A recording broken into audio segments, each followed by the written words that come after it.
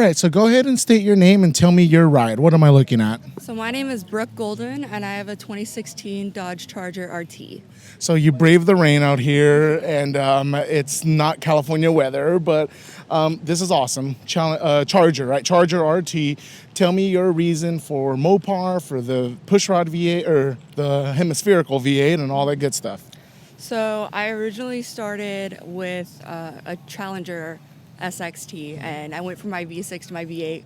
Kind of got bullied into it, but also I really wanted the speed in the Hemi itself. And I knew that there was a lot more that I can do to the RT as far as building the engine and getting the horsepower up versus getting a scat pack where it's kind of already built. There was a lot more that I could do to the RT.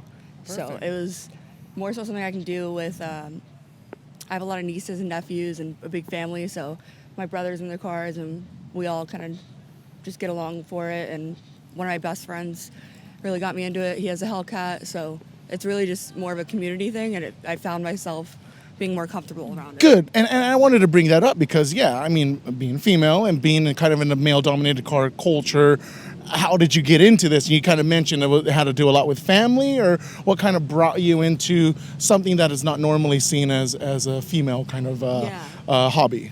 So my brother started with his Eclipse, and that's kind of what got me into the cars when I was younger. And I never really thought I'd be able to afford anything like that. And then once I was able to, even with my V6, people were still pretty welcoming in the community.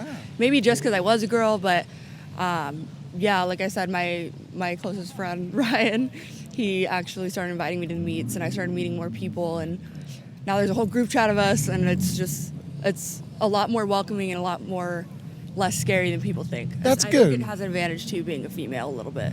Okay, yeah. So kind of for those that are listening that are female, what would you say are some of those advantages or disadvantages perhaps as well, trying to get into that scene and being accepted for whatever you bring?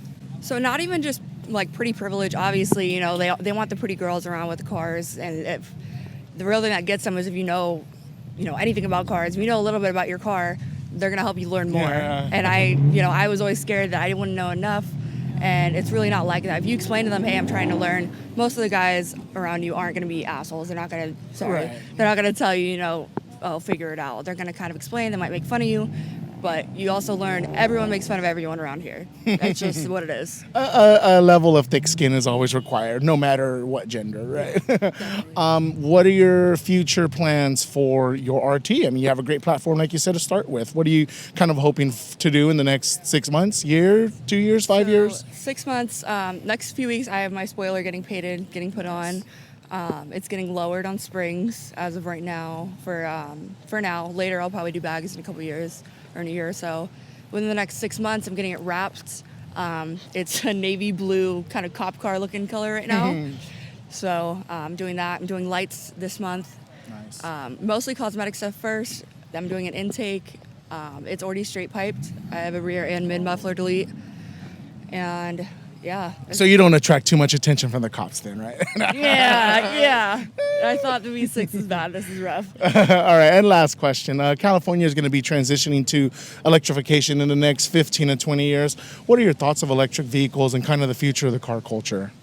I don't know if this is true or not, but I mean, if hackers can get into your car and turn off your OnStar and your brakes, what are they going to do when your whole car's on a chip? And that they're tracking you and kind of stuff like that. I never thought of it that way, but go ahead and continue. Just the way that they essentially can turn it all off if they want to. And, it looks beautiful, the electric charger that they just released or announced, but if you have to have a sound card to get your exhaust going, if you have to put in a card, please don't pull up. The Teslas, they're okay. They were the first ones. They're the only exception, really. Gotcha. So stay away for now, right? But you bring up a very good point.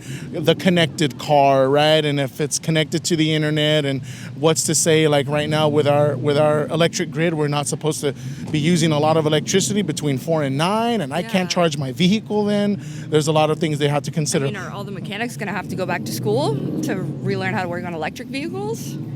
We don't know, and that's what I appreciate your time, and I'm going to do my best to get a couple of walk-around shots. The lighting's not too bad, but I really appreciate it. Yeah, thank you again. I appreciate it.